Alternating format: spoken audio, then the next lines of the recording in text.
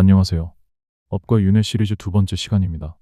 지난 시간에 우리는 부처님의 한 말씀으로 출발했죠. 윤회는 그 시작을 알 수 없다.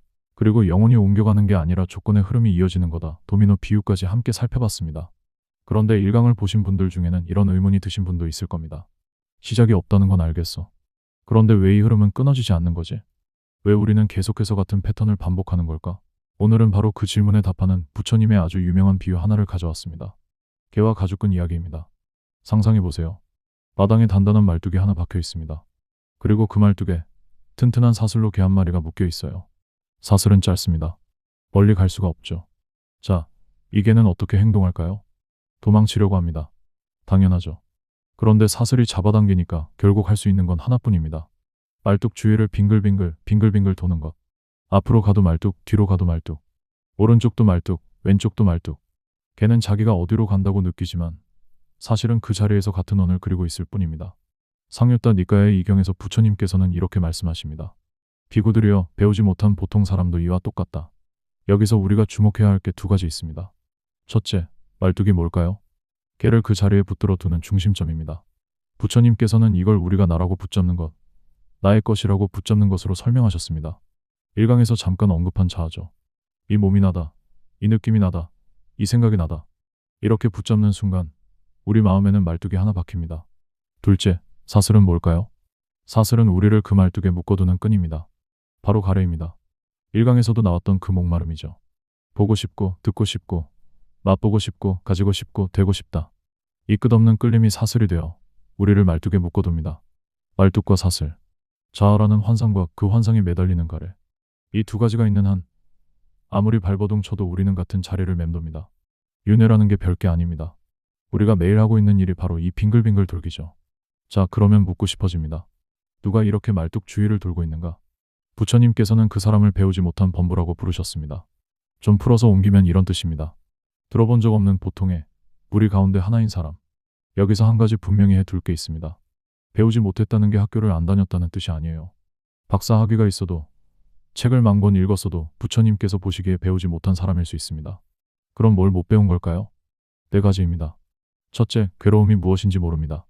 둘째, 그 괴로움이 왜 생기는지 모릅니다. 셋째, 괴로움이 끝날 수 있다는 사실을 모릅니다. 넷째, 끝내는 길이 있다는 것도 모릅니다. 네, 1강에서 나왔던 그 사성제입니다. 사성제를 꿰뚫어 보지 못한 사람, 그 사람이 바로 범부입니다. 학력과는 상관없어요. 그리고 범부라는 말에는 이런 뉘앙스가 동시에 담깁니다. 첫째, 많은 사람들 중에 하나. 둘째, 깨달은 분과는 떨어져 있는 사람. 평범한 군중 속에서 진리와는 한 발짝 비껴 서 있는 사람. 그게 범부입니다. 부처님께서는 또 한 가지 인상적인 비유를 드셨어요. 손끝에 흙을 조금 묻혀 들어 보이시고는 이렇게 물으셨습니다. 내 손끝에 묻은 이 흙과 저 거대한 대지의 흙 중에 어느 쪽이 많겠는가? 당연히 대지 쪽이 압도적으로 많죠. 부처님께서는 말씀하셨습니다.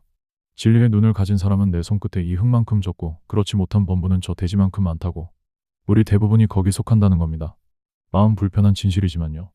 그럼 이 배우지 못한 범부는 구체적으로 어떻게 살아갈까요? 경전에 묘사된 모습을 5가지로 정리해 볼게요.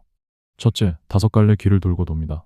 불교에서는 태어날 수 있는 곳을 5군데로 봅니다. 지옥, 축생, 악귀, 인간, 그리고 천신의 세계. 범부는 자기 업에 따라 이 5군데를 끊임없이 옮겨 다닙니다.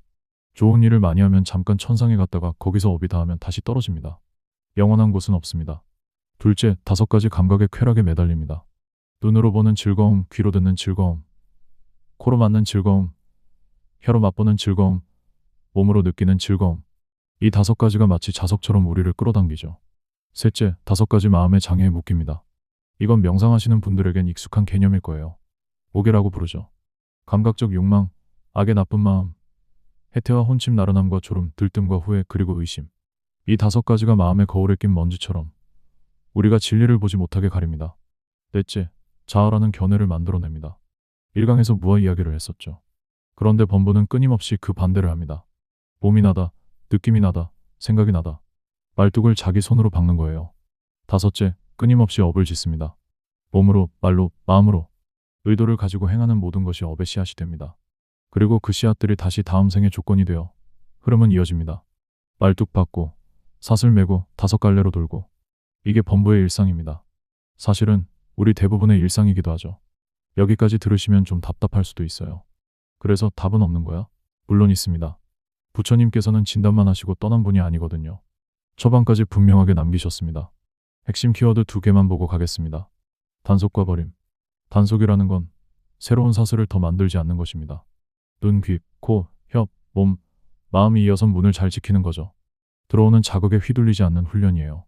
버림이라는 건 이미 묶인 사슬을 끊어내는 것입니다. 통찰을 통해, 명상을 통해, 마침내 깨달음을 통해 말뚝과 사슬을 하나씩 풀어내는 작업이죠. 오늘 우리는 윤회가 왜 끝나지 않는지를 알아봤습니다.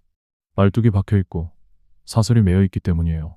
그리고 그 둘을 보지 못한 채 살아가는 사람을 부처님께서는 배우지 못한 범부라고 부르셨습니다. 학력의 문제가 아닙니다. 사성제를 꿰뚫어 보았느냐, 그것이 갈림길입니다. 다음 영상에서는 이 단속과 버림을 좀 더 자세히 들어가 볼게요. 구체적으로 어떻게 사슬을 풀어나가는가, 5가지 단속의 방법과 5가지 버림의 방법을 차근차근 살펴보겠습니다. 다음 시간에 또 만나요. 감사합니다.